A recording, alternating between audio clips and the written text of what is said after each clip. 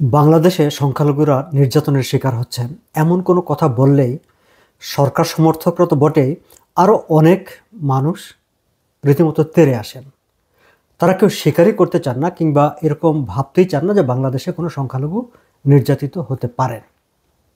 এবং বর্তমান বাস্তবতায় এই সংখ্যালঘু নির্যাতনের ইস্যুটি নিয়ে সরকারের মধ্যে এক ধরনের অস্থিরতা তৈরি হয়েছে, পুরো দেশেও এক ধরনের অস্থিরতা চলছে। আন্তর্জাতিক পরিমণ্ডলে বলা চলে যে সরকারকে একেবারে ভিলেনের জায়গায় দাঁড় করিয়ে দেওয়া হয়েছে। সরকারের দিক থেকে হচ্ছে একটা ডিনায়াল সিনড্রোম, যে না কোনো কিছুই হচ্ছে না, আর বাইরে এই নিয়ে অভিযোগ যে সংখ্যালঘুদের নিরাপত্তা দাও, মানবাধিকার দিকে মনোযোগ দাও, এইসব বিষয় আসয়। আমার কাছে মনে হয়েছে যে এই প্রথমবারের মতো সরকার সংখ্যালঘু নির্যাতন নিয়ে একটি আনুষ্ঠানিক বক্তব্য দিয়েছে এবং সেই বক্তব্যে অনেকাংশেই ঘটনার স্বীকার করা হয়েছে। দর্শক, আপনারা নিশ্চয়ই গত মঙ্গলবার ঢাকায় প্রধান উপদেষ্টার প্রেস সেক্রেটারি শফিকুল আলমের প্রেস ব্রিফিংয়ের যে তথ্য সংবাদপত্রে প্রকাশিত হয়েছে সেটি খেয়াল করে থাকবেন। আমি ঠিক সেই বিষয়টি একটু উল্লেখ করতে চাই, উল্লেখ করে আমার নিজস্ব কিছু ভাবনা আপনাদের সঙ্গে শেয়ার করতে চাই। মঙ্গলবার প্রধান উপদেষ্টার প্রেস সেক্রেটারি সাংবাদিকদের যে তথ্যগুলো দিয়েছেন, ঢাকার বিভিন্ন পত্রপত্রিকায় যে খবর প্রকাশিত হয়েছে সেই তথ্য অনুসারে তিনি বলেছেন 5ই আগস্ট আওয়ামী লীগ সরকারের পতনের দিন থেকে 22শে অক্টোবর পর্যন্ত তিনি একটা সংখ্যা দিয়েছেন। তিনি বলেছেন যে সংখ্যালঘু সম্পর্কিত সহিংসতার ঘটনায় দেশে 88টি মামলা হয়েছে, আর তাতে 70 জন গ্রেপ্তার হয়েছে। দর্শক খেয়াল করবেন, তিনি বলছেন একদম স্পষ্টভাবে যে সংখ্যালঘু সম্পর্কিত সহিংসতার ঘটনায় 88টি মামলা হয়েছে। তার মানে পুলিশ এগুলোকে রেকর্ড করেছে, স্বীকার করেছে যে এই ঘটনাগুলো, অন্তত এই 88টি ঘটনা আগস্ট থেকে অক্টোবর মাস পর্যন্ত সংখ্যালঘু সংক্রান্ত সহিংসতার ঘটনা ঘটেছে এবং পুলিশ কিন্তু ব্যবস্থাও নিয়েছে। প্রেস সেক্রেটারি মহোদয় জানিয়েছেন যে তিনি এই যে ফিগারটি দিচ্ছেন, এই ফিগারটি পুলিশের দেওয়া তথ্যের ভিত্তিতে। এর বাইরে হিন্দু বৌদ্ধ খ্রিস্টান ঐক্য পরিষদ তারা 62টি সহিংসতার ঘটনার কথা সরকারকে জানিয়েছেন এবং তিনি আলাদা করে উল্লেখ করেছেন যে ধর্মীয় পূজা মণ্ডপ, উপাসনালয় কেন্দ্রিক সহিংসতায় পুলিশের নিকট সরাসরি রিপোর্টকৃত সহিংসতার তথ্য অনুযায়ী 26টি মামলা হয়েছে। খেয়াল করবেন যে প্রথম যেই 88টি মামলার কথা বলা হয়েছে সেটি হচ্ছে ওভারঅল সামগ্রিকভাবে সংখ্যালঘু সম্পর্কিত সহিংসতা, আবার ঠিক একেবারে উপাসনালয় মানে পূজা মণ্ডপ কেন্দ্রিক যে সহিংসতা হয়েছে সেই ধরনের 26টি ঘটনার কথা তিনি বলছেন। টোটাল 88 মামলা হয়েছে। তিনি বলছেন যে এটি সেদিনকার পর্যন্ত খবর, এরপরেও আরও বেশ কয়েকটি ঘটনা ঘটেছে বলে তিনি সেখানে উল্লেখ করেছেন। তার মধ্যে সুনামগঞ্জের ঘটনা আছে, যেটি নিয়ে আন্তর্জাতিক গণমাধ্যমেও খবর প্রকাশিত হয়েছে। তিনি চট্টগ্রামে, ঢাকার তুরাগ এলাকায়, নরসিংদীতে বেশ কয়েকটি ঘটনা ঘটেছে এবং তিনি বলেছেন যে এই ঘটনাগুলোর সংবাদ আলাদাভাবে দেওয়া হবে, সংবাদ বিজ্ঞপ্তির মাধ্যমে মিডিয়াকে দেওয়া হবে। দর্শক খেয়াল করবেন, সরকারিভাবে যেই তথ্যটি দেওয়া হয়েছে সেই তথ্য থেকে আমরা কিন্তু দেখতে পাই যে ঘটনা ঘটেছে, মামলা হয়েছে এবং পুলিশ কিন্তু অ্যাকশান নিয়েছে। মানে বিষয়টা এমন না যে মামলা নেয় নাই, বিষয়টি কিন্তু এমন না যে পুলিশ অ্যাকশান নেয় নাই। আপনি মানে 70 জন গ্রেফতারও হয়েছে। তাহলে যদি 88টির মতো মামলা হয়, 70 জন গ্রেফতার হয়, তার মানে তো state is working, police is working, government is working. সংখ্যালঘুদের সংশ্লিষ্ট সহিংসতার ঘটনা যেমন ঘটছে, রাষ্ট্র ব্যবস্থাও নিচ্ছে, পুলিশ কাজ করছে। তাহলে এই বিষয়টা যে ঘটছে সেটাকে আমরা অস্বীকার করার চেষ্টা কেন করেছি? আমরা কেন এটাকে লুকিয়ে রাখার চেষ্টা করেছি? কেন আমরা বলার চেষ্টা করেছি যে না, কোনো ঘটনা ঘটেনি? হ্যাঁ, মিস্টার শফিকুল আলম অবশ্য বলেছেন যে এই যে ঘটনাগুলো ঘটেছে তার অনেকগুলো, তিনি কিন্তু সবকটির কথা বলেননি। তিনি বলেছেন আমি মানবজমিন থেকে এই তথ্যগুলো নিয়েছি, অন্যান্য পত্রিকায়ও ছাপা হয়েছে, বাট আমি মানবজমিনটাকেই বেছে নিয়েছি কারণ নানাবিধ কারণে। যাই হোক, সেখানে বলা হয়েছে যে তিনি বলেছেন যে এই যে 88টি মামলা হয়েছে বা যে ঘটনাগুলো ঘটেছে তার অনেকগুলি ক্ষেত্রে দেখা গেছে যে মানে আওয়ামী লীগের পদাধারী ব্যক্তি সহিংসতার শিকার হয়েছেন। তিনি কিন্তু বলেননি যে একেবারে সবকটি আওয়ামী লীগের, তিনি বলেছেন অনেকগুলোর। এবং একই সঙ্গে তিনি এও বলেছেন যে কোনগুলি সংখ্যালঘুর কারণে বা হয়েছে আর কোনগুলি রাজনৈতিক কারণে হয়েছে সেটি একটা দেখার বিষয় আছে অবশ্যই। আবার এটিও সত্য যে কেবল আওয়ামী লীগ করলেই, কোনো অপরাধ না করলে তাকে মারা যাবে, হামলা করা যাবে, এই ধরনের বক্তব্য সরকারের কাছ থেকে আসা একদমই উচিত না। সেটি যদি হয় তাহলে অপরাধীরা প্রশ্রয় পায়, তারা উৎসাহ পেয়ে যায়। কিন্তু যেহেতু তিনি সবকটি মামলাকেই ওই ধরনের বলে একেবারে মানে মার্কা করে দেননি, তিনি বলেছেন অনেকগুলো, তার মানে আরও অনেকগুলো সহিংসতার ঘটনা ঘটেছে। ঠিক এই জায়গাটাই হচ্ছে আসলে পয়েন্ট। দেখেন, মানে বিভিন্ন সময়ে বাংলাদেশে সংখ্যালঘুরা বলেছে যে তারা নিপীড়িত হচ্ছে, তাদের উপর নির্যাতন করা হচ্ছে, তারা সরকারের কাছে ব্যবস্থা নেওয়ার দাবি জানিয়েছে এবং সরকার বরাবরই বলেছে যে না, কোনো ঘটনা ঘটেনি। এবং পাশের দেশ ভারত যখন এটি নিয়ে কথা বলেছে, এমনকি যেদিন প্রেস সেক্রেটারি প্রেস কনফারেন্সটি করলেন ঠিক তার আগের দিনই ঢাকায় ভারত এবং বাংলাদেশের পররাষ্ট্র সচিব পর্যায়ের বৈঠক হয়েছে এবং সেই বৈঠকে ভারতের পররাষ্ট্র সচিব বাংলাদেশের সংখ্যালঘুদের নির্যাতনের কথা তুলে ধরেছেন, তাদের কল্যাণের বিষয় নিয়ে সরকারের মনোযোগ আকর্ষণ করেছেন। তিনি বিভিন্ন ধর্মীয়, সাংস্কৃতিক এবং কূটনৈতিক স্থাপনায় হামলার কথা বলেছেন এবং সেই সময় কিন্তু বাংলাদেশের পররাষ্ট্র সচিব স্পষ্ট করে বলেছেন যে বাংলাদেশের আভ্যন্তরীণ ব্যাপার এগুলো।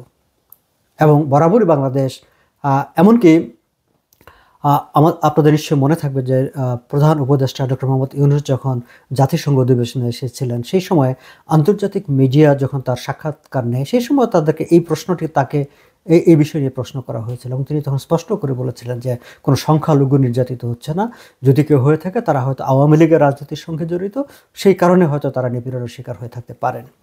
কিন্তু আজকে প্রেস সচিব যেই তথ্য সাংবাদিক সম্মেলনের মাধ্যমে উপস্থাপন করলেন, সেইখানে কিন্তু সংখ্যালঘু সম্পর্কিত, তার ভাষায় আমি বলি, এখন সরকার যে ভাষাটা বলে, সরকার কিন্তু অনেক সময় যা ঘটনা ঘটে ঠিক হুবহু, মানে ইন্ডিপেন্ডেন্ট জার্নালিস্ট হলে যে ঘটনাটা যেভাবে উল্লেখ করতো, সরকারি ভাষ্যে ঠিক হুবহু সেইভাবে প্রকাশ করে না। কাজে তিনি বলেছেন সংখ্যালঘু সম্পর্কিত, সেটি হয়তো স্বাধীন সংবাদপত্র লিখত সংখ্যালঘু সহিংসতা। সো এখানে ভাষাগত একটা পার্থক্য এবং সেই পার্থক্যটাকে বিবেচনায় নিয়েও আমরা যদি দেখি যে তার তথ্য অনুসারেই কিন্তু অনেকগুলো সংখ্যালঘু সম্পর্কিত, যদি বলি সংখ্যালঘু সম্পর্কিত সহিংসতার ঘটনা ঘটেছে।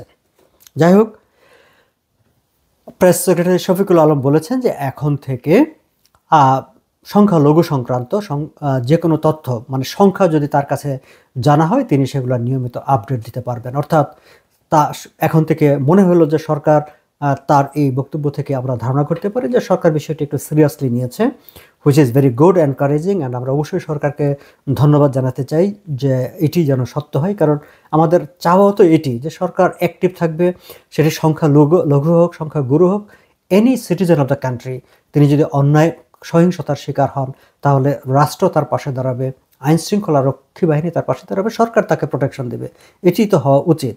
এবং এখন শফিকুল আলম যে কথাটি বলছেন যে এখন থেকে যদি এই বিষয়ে তথ্য চাওয়া হয়, তিনি সেই তথ্যগুলি দিতে পারবেন, অর্থাৎ তার কাছে এখন থেকে রেডিলি এই বিষয়টা অ্যাভেলেবেল থাকবে।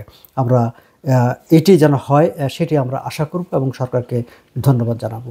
এবং একই প্রসঙ্গে আমি আজকে একই সঙ্গে বিডি নিউজে প্রকাশিত আরেকটি খবর এই আলোচনায় যুক্ত করতে চাই, সেটিও সংখ্যালঘু সম্পর্কিত।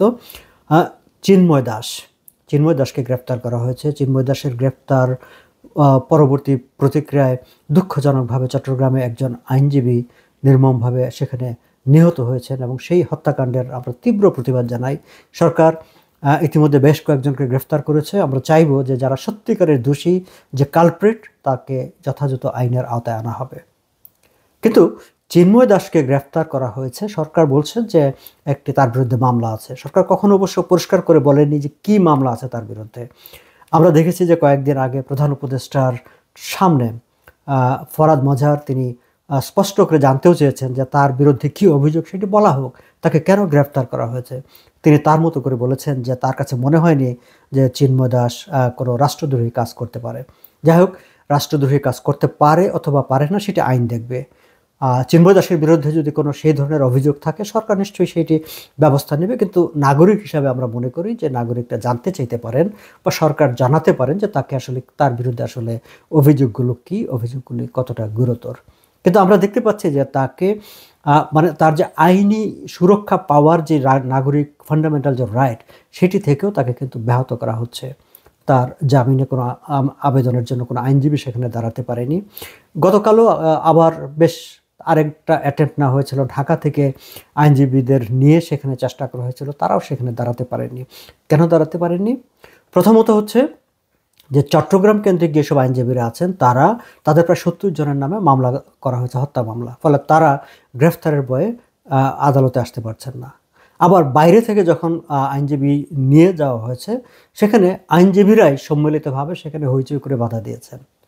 এই যে আইনজীবীরা সম্মিলিতভাবে এই যে বাধা দিচ্ছেন, এটিও কিন্তু একটা রং মেসেজ দেয় টু দ্য ওয়ার্ল্ড। কারণ একজন অপরাধী, তিনি অভিযুক্ত, তিনি কিন্তু এখনও অপরাধী হিসাবে মানে তার ব্যাপারে আদালত সিদ্ধান্ত দেয়নি, আদালত তাকে অভিযুক্ত হিসাবে ঘোষণা করেনি।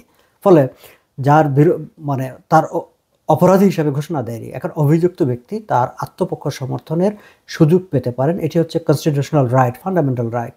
এখন আদালতে তার পক্ষে আইনজীবী কথা বলবেন, এখন আইনজীবীরা যদি সেটি বাধা দেয়, সেটি হচ্ছে অন্যায়, সেটা আইনের লঙ্ঘন, এবং সেই ক্ষেত্রে রাষ্ট্রের হস্তক্ষেপ করাটা হচ্ছে জরুরি।